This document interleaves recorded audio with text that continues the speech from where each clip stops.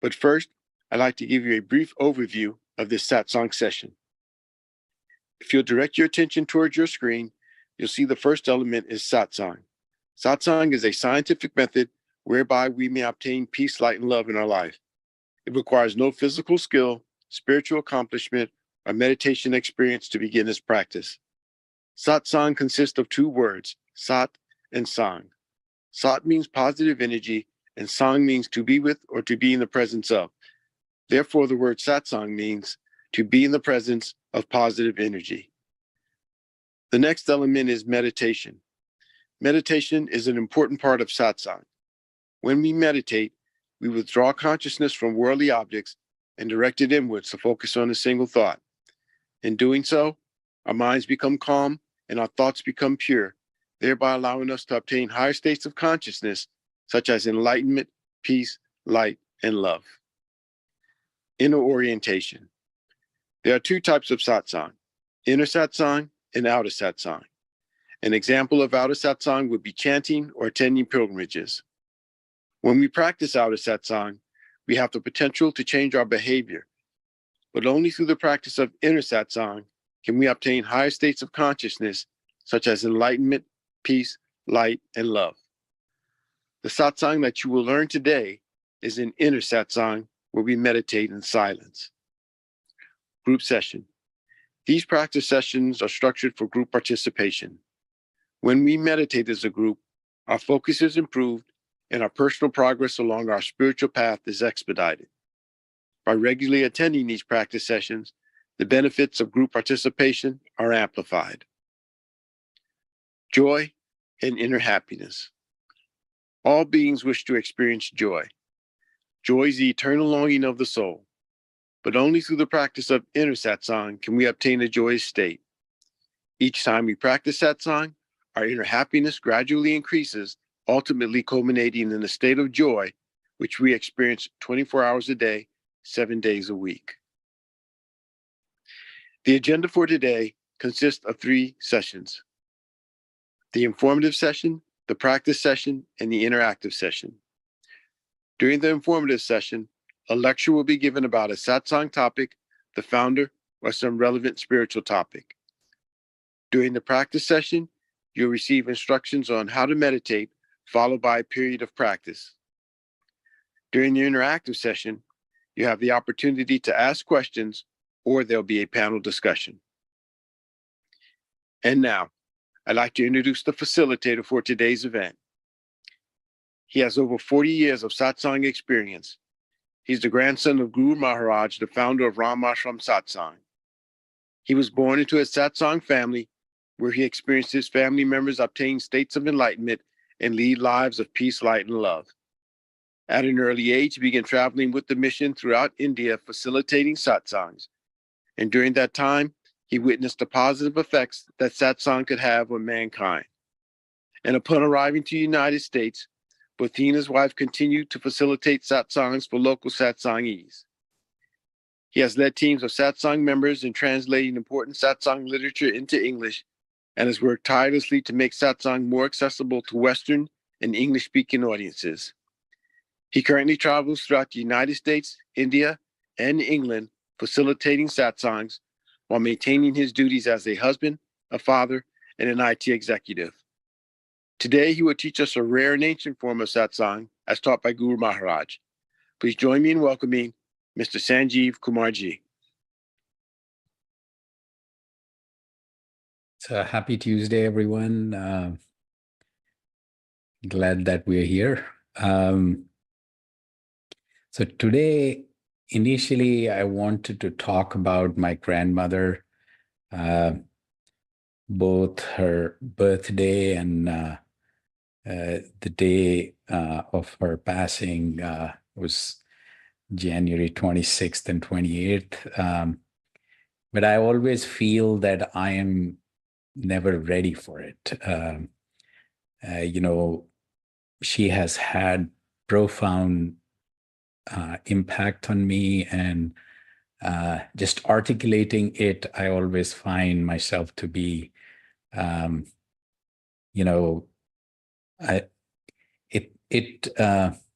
I don't think I ever would do justice to it. And so hopefully I will pick up that topic with a little more preparation next week. But today, what happened was in my inbox, I found an article from Harvard Business Review, How to Stop Dwelling on Your Stress. So how to stop dwelling on your stress. And Jenny Tights, she's a clinical psychologist who specializes in mindfulness-based behavioral therapies. So I thought the more I read about it, it's like, this is something to talk about. She starts by saying 76% of Americans report that stress is affecting their well-being, which is probably true. And I recall a few years back, I was talking to a heart specialist in India, and he said that I would say that the most heart problems are being caused by out of control stress. So she says that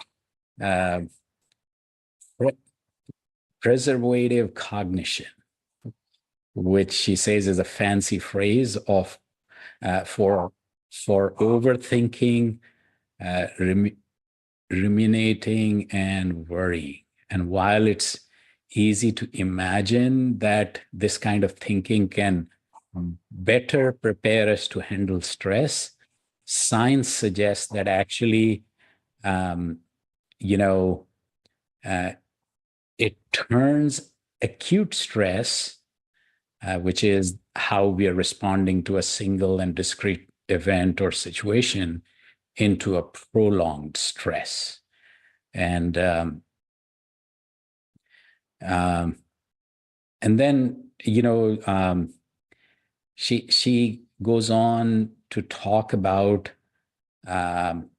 she describes this a little further, but then goes on to describe 4 strategies to help you take a break from stress. Anchor yourself. So the next time your thinking is spinning you in the wrong direction, take a moment to feel the weight of your feet on the floor. What am I thinking? What am I feeling? And what am I doing right now? So are my thoughts helping me at this moment? So for example, she says, if you're running through tomorrow's agenda and crazy day ahead, anchoring would help you catch what you're doing so that you don't work yourself up into an insomnia-inducing headspace. So, so basically, anchoring takes effort and willingness, but it's a nice way to bring awareness to where you are. And it is, it's pretty, once you start figuring out how to anchor yourself, you can do it several times a day. Then she says something very interesting. The next one, so she talks about 4 strategies. The second one is to take your thoughts less seriously. So she gives an example of how, something, she was trying to do or think that she is not doing, and, how somebody told her that that's okay. And so sometimes letting go, which is in scientific terms is called cognitive diffusion, which is basically taking thoughts less seriously, to consciously create some distance and perspective from those thoughts while taking them less seriously. So, so she says that after all, what are thoughts? They are merely patterns of ideas, not hard and fast truths. And so what are thoughts? Thoughts can't hurt me. Thoughts can't hurt me no more. So this is like, if you run that in your head and basically take your thoughts less seriously, then sit with uncertainty. So one of the reasons why it can feel compelling to just keep running in your head all the disastrous possibilities in life, it's that you will be able to anticipate and avoid them and eventually be less stressed. But ironically, not being able to tolerate uncertainty actually predicts struggling with anxiety and other psychological problems. So, and interestingly, I think this point, my grandfather in his books has emphasized quite a bit that, take things as they are and accept the skill of wholeheartedly accepting whatever is right now, including the unknown. So, so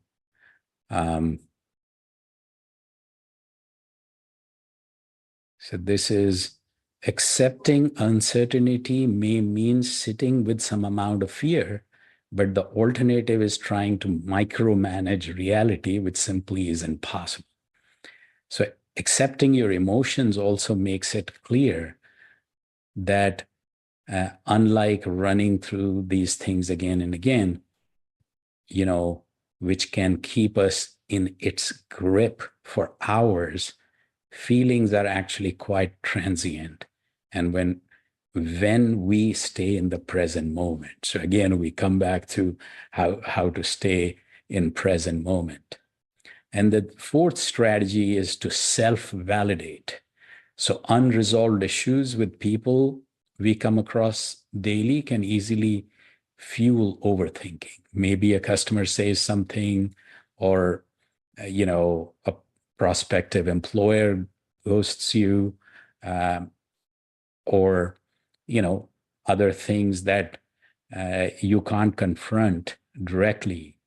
You might be inclined to replay these events in your head, complete with your own angry responses, as a way to have the conversation you wish you could have had. So replaying an unfair situation again and again can feel like a way of justifying your distress and having a say in the matter, which we don't. So the problem is those in your head conversations that you will never actually have will just prolong your discomfort. Talking about the discomfort, there is this example, a very nice story here. Let me get to it, which actually resonated quite well with me. So the author talks about a story she heard from Sharon Salzberg, a New York Times best-selling author and a meditation teacher. So a man who was trekking in Nepal had a blister on his foot. As he hiked, instead of taking in his surroundings, he anticipated the blister before he took a step, experienced the pain as he placed his foot on the ground, and then he replayed the pain between the steps, making the experience exponentially more unpleasant. So in our own lives, we similarly can experience our stressors once or many times instead of focusing on the peace of the current moment. So very interesting. So yes, there is a blister and it is painful, but when you replay it over and over again, it just becomes absolutely, exponentially more unpleasant, as she says. So interestingly, if you think about these strategies, anchor yourself, take your thoughts less seriously, and sit with uncertainty, and to self-validate. I think I have been following this for all the 40 years I have been meditating, because in a way, satsang incorporates all of that. And that is so fascinating, that some of these techniques, which researchers seem to be getting a grip on, have been practiced in its probably rudimentary form, or and then sometimes I feel that this research was done ages ago as well, because stress, painful situations were there then as well. And people had figured out how to tackle. But I think as, the pace of changes, has increased, and the uncertainties, kind of, they are associated with change, and that has increased, and so on and so forth. So, these techniques definitely matter, and they are important. And I can definitively say that it's all within the practice that we do. So let's just do that. Let's get into our practice. So eyes lightly closed, sit in a relaxed and still posture, both for one, inward orientation, and second, to keep the sensory input from, distracting our mind. So still posture, same, both are very important, because eyes lightly closed and still posture. So every time they help in the concentration of our mind, because both of those things are distracting our mind. And then focus on this transcendental energy in form of light that's entering our heart and distributing throughout our body. If mind wanders away, which it will naturally, as soon as you realize that, just bring it back to this thought and this thought alone. So basically, we're coming from multitude of thoughts to one thought, and that is to observe this transcendental energy in form of light, and that it's entering our heart, distributing throughout our body, and we're becoming one with this light. We're getting totally immersed in it and becoming the light. So we'll start with music that helps concentration, and then we'll go into deep silent meditation, which basically helps us ground ourselves and be in the present moment. And but all that aside, we just, at this time, we're not thinking, we're just completely focused on observing this transcendental energy in form of light, which is entering our heart, distributing throughout our body, and we're becoming one with this light. We can do other things, mindfulness, etc., before or after. For now, just focus on this thought and this thought. And let's start now.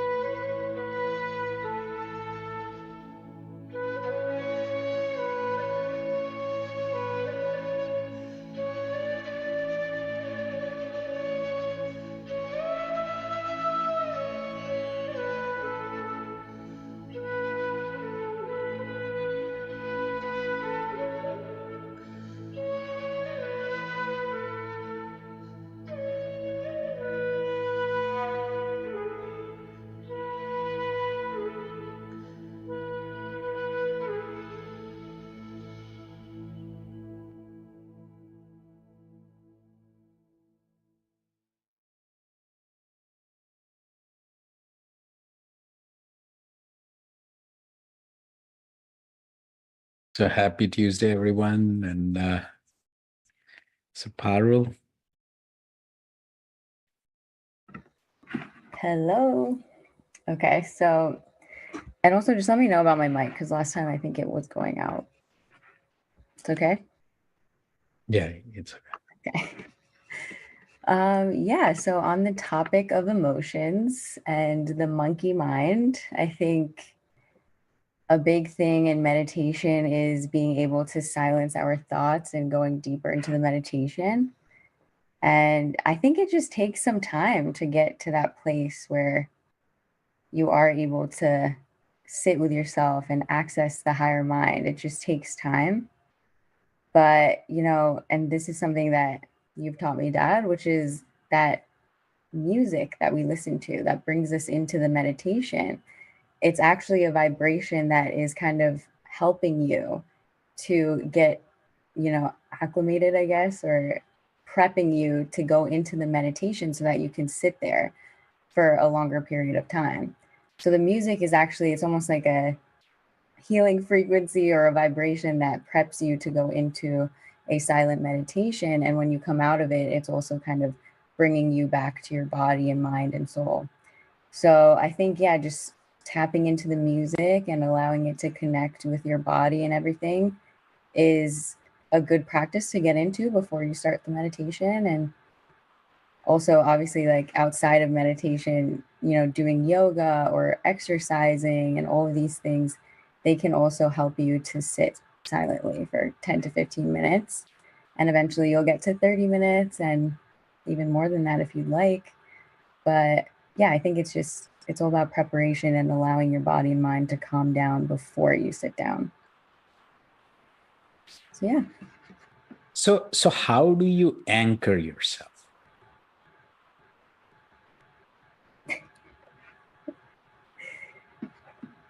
Yeah. I mean, I think the music is a good point to go deeper into because, Guru Maharaj made this. I mean, there's a whole song that people sing in Hindi, which he prepared with certain vibrations to help people get calm and allow themselves to go into a deeper meditation. Because it's been an issue for centuries that people have the monkey mind and the thoughts and the emotions running through. So if you want to go deeper on that, go ahead. Very good. So let's open it up. And Lynn, I hope weather is better there now. Jeff, great to see you again. Any thoughts, questions? So Eddie, what do you think of the discussion so far?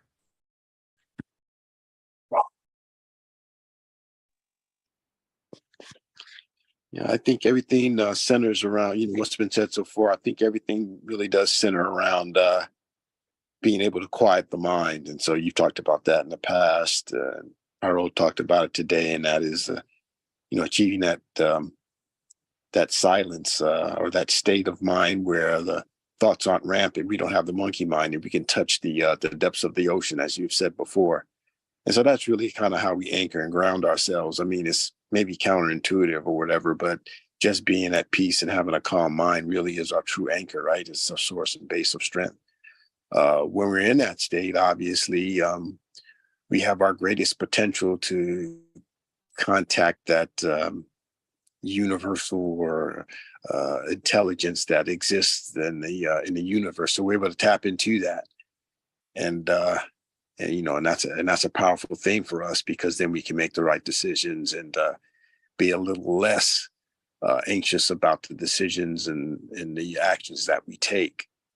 And then the other thing is, just thinking back some time ago, you had mentioned before that it was in Guru Maharaj's writings, is that planning, planning really is a spiritual thing and a spiritual activity, and we should engage in that. And when you do engage in that, you're not as anxious.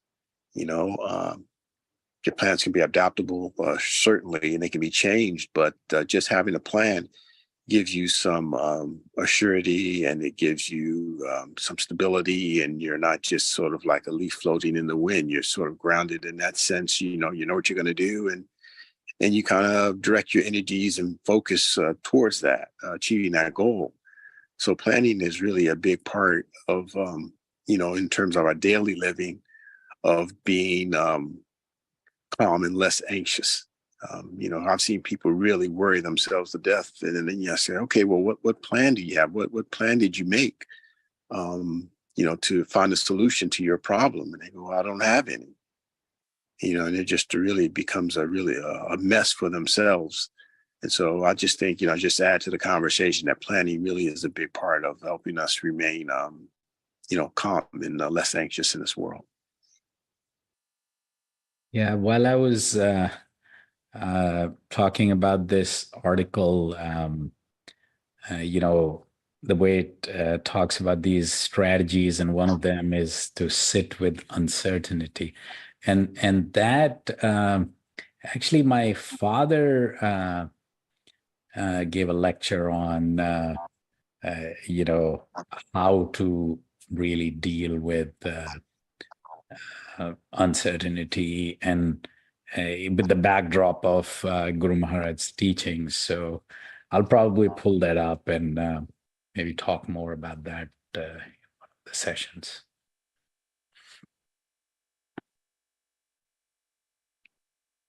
All right.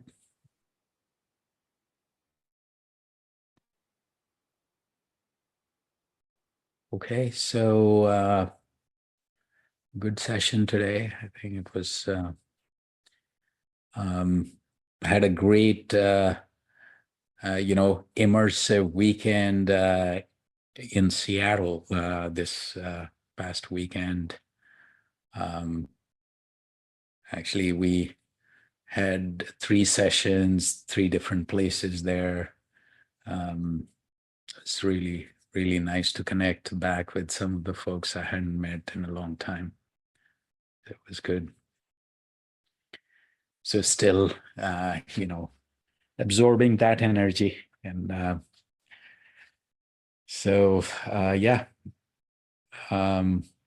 planning to be in the Bay Area on the President's Day weekend. And I think there I will do an English session. So I think I need to set that up on Eventbrite.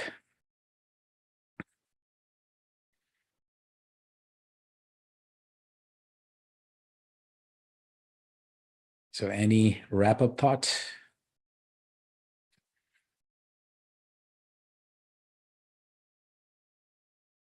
Parul and Eddie are thinking, or everybody else is thinking it should be the. Namaste, Bhaiya. Oh, there she is. All right. Okay. Yeah, so I was fortunate. I was able to join 2 sessions on this weekend as well, the Seattle immersive weekend, and those were really, really good. Even online, I could really feel the energy and the connection. So Yeah, yeah, there were some new people, and especially the second session, people really, there was very, very positive feedback, which is always good. I mean, I always feel satsang is satsang, but what we talk about and how the energies are felt by everyone definitely matters a lot. yeah, and they were really good. I joined the afternoon sessions, and as the sessions wrapped up, when I got up, I was really energized. So I wanted to be there in person, but I felt like I was there, like the effect was there. So that was really good. I just wanted to say that. Yeah, I was thinking about, more in-person sessions, in terms of these English, sessions. I think I really want to focus on that this year. Let's see. because in-person energy is definitely a lot more. Do you ever have in-person sessions in the tri-state area? So where are you, Jeff? I'm in New Jersey. Yeah, so believe it or not, all my 3 kids were born in New Jersey. Actually, yeah, there was a discussion of having an immersive weekend in New Jersey as well.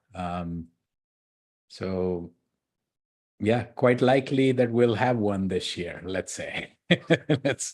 So hopefully, yeah. And Eddie is in New Jersey too, and I lived for a very long time in New Jersey.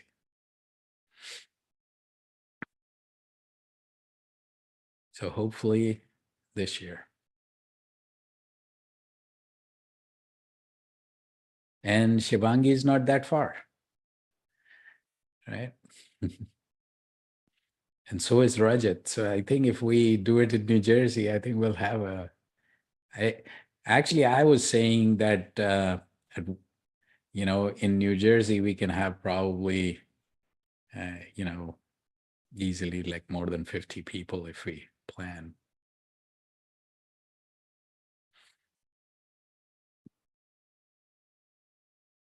All right, very good. On that note, love, light, and peace, and see you all here very soon. So, namaskar, Anita ji.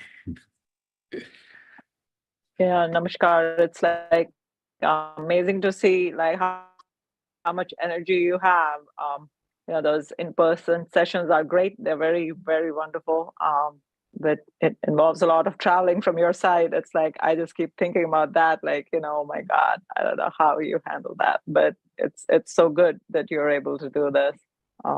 But yeah, because like Shivangi said, I joined those sessions too, and they were amazing. That was really good. Yeah, it actually was. Those sessions were really, really charged. And there were like so many first timers there. Yeah, it was really a good, from that perspective also it was good. It was, and then I was about to say, Anita ji is saying with experience, you have had these sessions at your place. So definitely look forward to that. Yeah. Oh, on that is note, amazing. On that note, I think we should decide on dates. Definitely, yes. We should come up with like a little schedule. Yeah. For sure. All right. Very good. Good night, everyone. May love, light, and peace be with you. We'll see Good you night. Thank soon. you. Thank you. Good night.